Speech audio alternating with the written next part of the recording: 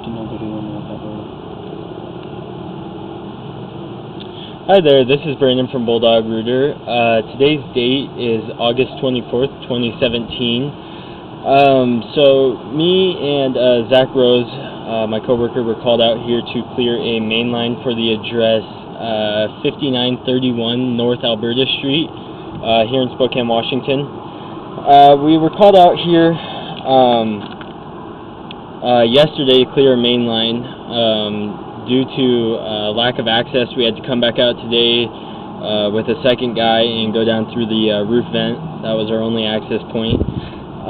We tried to go in with our regular 2-inch cutter bit, and we weren't able to get past about 20 feet or so. So we downsized to a bit that we call a half blade. It's basically just about half the size of that. And we were able to get all the way through the line. We went out there about 95 feet, pulled back a ton of roots, and then now it's about 5:30 p.m. We were called back out here because the same issue was happening. The main line was backing up. We used a little bit different of a bit. It's called either a spade bit or a paddle bit.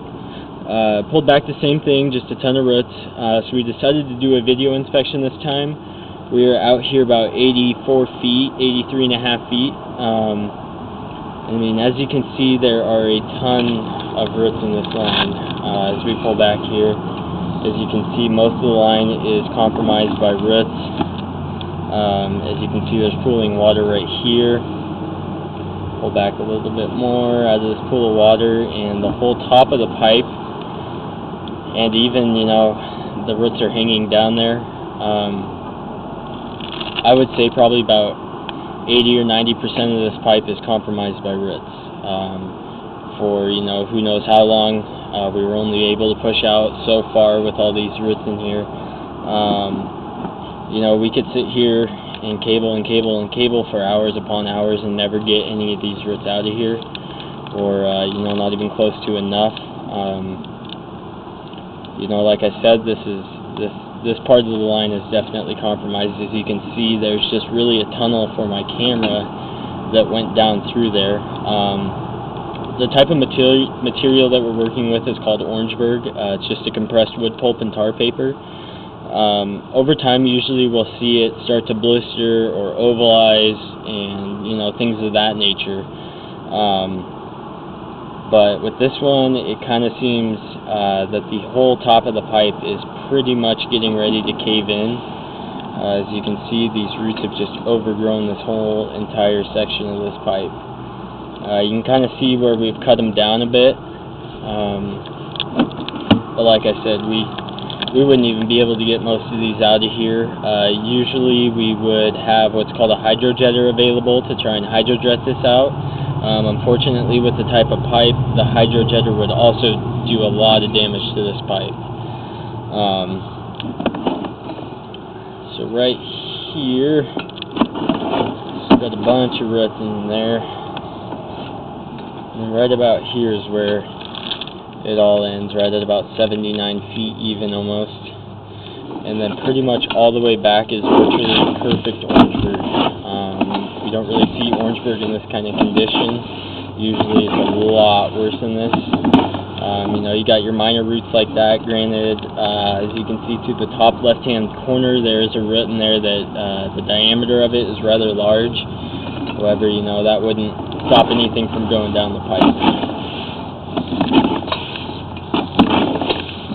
Right now we're at about 70 feet right here. A couple little leftover roots that probably fell off the cable. Another little root intrusion there. You can kind of see on the sides and the bottom of the pipe is just kind of the squirrel marks that are cable left. Another bad thing about this pipe is every time we go in there with one of our bits, we're constantly chewing at the layers and essentially just ripping little pieces of Orangeburg off as we go. And I'll kind of show you an area where you can see it a lot better.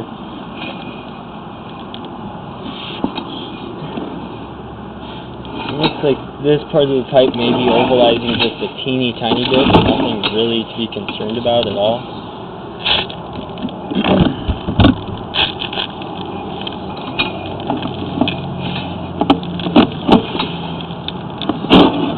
Coming up on 50 feet here. With the leftover sludge.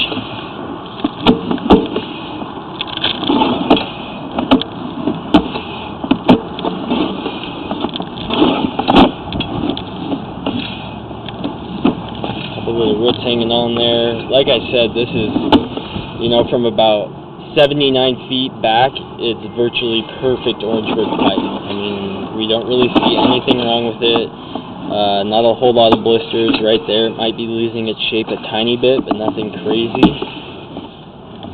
Yeah, right there's a little ovalized, but nothing bad. A couple roots in there.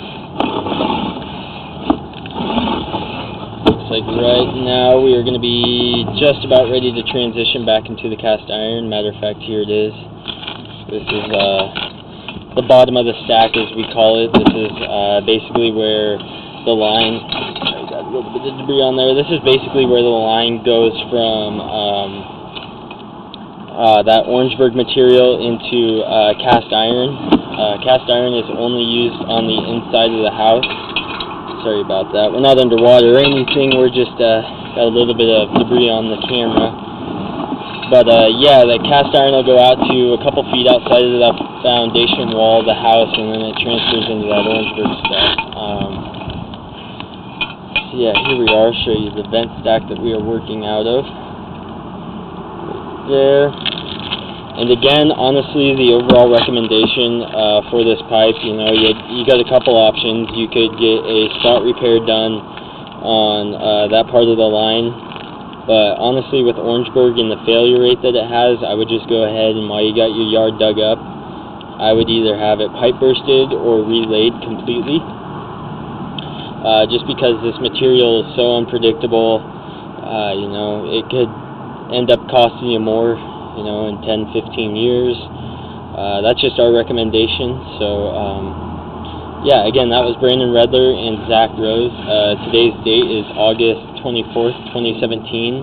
It's about 5:35 p.m. and thank you for choosing Bulldog Rooter.